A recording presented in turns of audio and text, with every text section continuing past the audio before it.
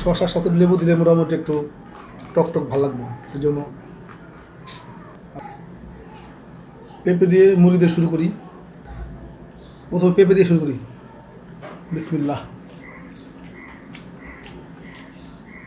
পেঁপে দিয়ে গরু গোস প্লাস মুরগি, আলহামদুলিল্লাহ খুব মজা হয়। একটু সালাদ নিয়ে দিলাম।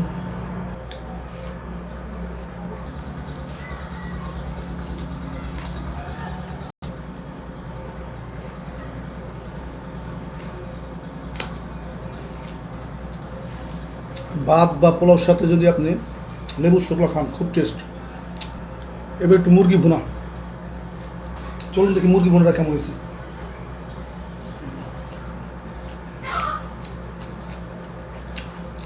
আলহামদুলিল্লাহ ভালো হয়েছে। যদি আমার ভিডিওটা ভালো লাগে অবশ্যই আমাকে লাইক কমেন্ট শেয়ার করবেন, আর আমার চ্যানেলটাকে সাবস্ক্রাইব করতে ভুলবেন না। আল্লাহ হাফেজ, ভালো থাকবেন সবাই।